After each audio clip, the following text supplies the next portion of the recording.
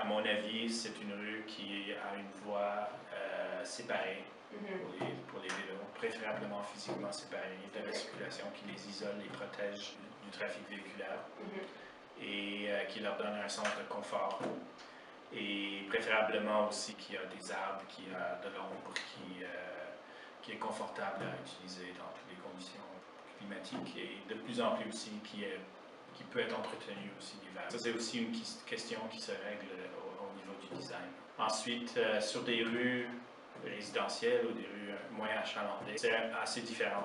On n'a peut-être pas nécessairement besoin d'un aménagement séparé ou même d'une voie, mais ce qu'on a besoin, c'est de mesures d'apaisement de la circulation. Là, on parle pas juste de mesures ponctuelles d'apaisement, qui veut dire comme faire des dos d'âne ou des saillies de trottoirs aux intersections, mais vraiment d'essayer de faire des rues plus étroites avec un champ visuel plus restreint. Ça contrôle la vitesse des véhicules, puisqu'on ne sépare pas les piétons et les automobiles, ils circulent ensemble, mais on réduit la différence de vitesse. Il y a plusieurs stratégies. On peut inverser les directions de circulation, par exemple, d'un pâté de maison à l'autre, ou une autre stratégie dont on a des exemples à Montréal, c'est on fait des déviateurs, qui veut dire on force les autos à tourner, par exemple. Ils ne peuvent pas aller tout droit sur le... Mais par contre, on fait ce qu'on appelle, et ça c'est aussi un concept de design, de la perméabilité sélective. C'est-à-dire, l'intersection est perméable pour le cycliste. Le cycliste peut passer tout droit, et le piéton peut passer tout droit, mais l'auto doit tourner. Donc, premièrement, on regarde des facteurs géographiques. Donc, où sont les emplois, où sont les résidents, où sont les destinations, donc où sont les stations de transport en commun, par exemple, où sont les universités, où sont les écoles, donc les places qui génèrent des déplacements à vélo. Un deuxième niveau, on regarde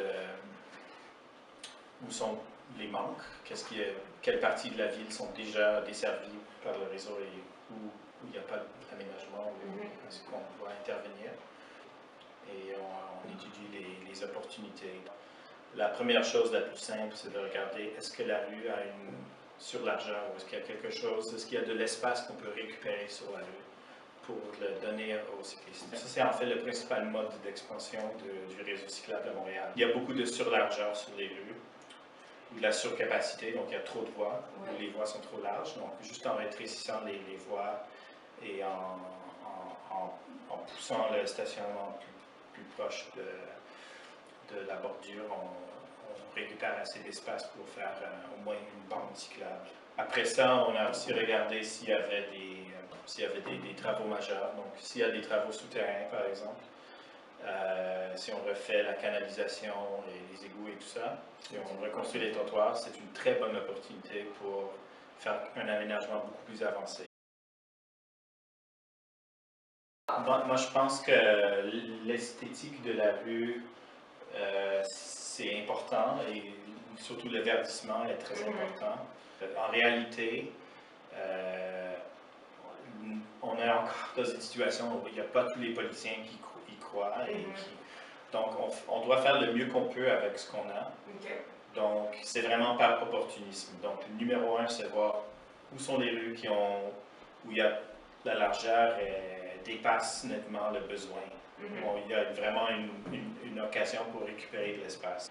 Après ça, dans un deuxième temps, on considère aussi est-ce que ça correspond au trajet que les cyclistes veulent faire. Parce que l'autre chose est aussi que oui, les cyclistes aiment circuler sur des rues qui sont belles et moi j'apprécie beaucoup passer par le parc La Fontaine par exemple, l'allée avec deux rangées d'arbres.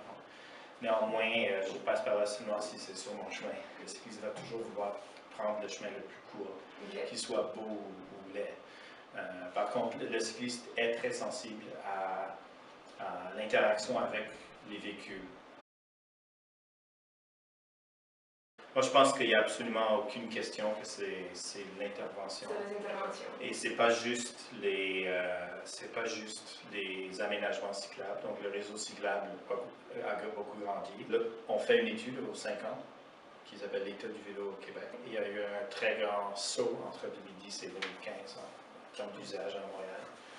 Et l'autre facteur qu'on voit qui est très important, c'est l'apaisement et la reconfiguration des intersections. Donc, depuis 5 ans, depuis 2010, Montréal a fait des centaines de saillies de trottoirs et aussi beaucoup d'apaisement, de mesures d'apaisement. Donc, les déviateurs, les dos d'âne. Et en fait, une saillie de trottoir, quand on les fait des deux côtés, on fait vraiment un pincement à l'intersection, c'est une mesure d'apaisement aussi en soi-même. Parce que même si les rues résidentielles n'ont pas d'aménagement, elles sont maintenant apaisées et elles sont beaucoup plus accueillantes aux cyclistes. Après ça, les autres facteurs sont Bixi.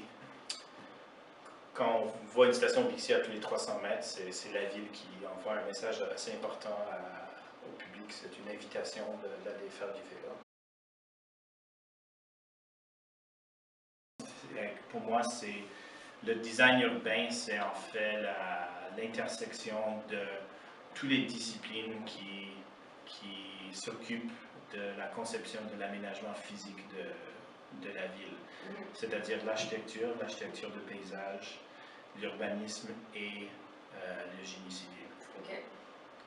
Donc, c'est en fait leur bébé qu'ils font tous ensemble. Okay. Ouais.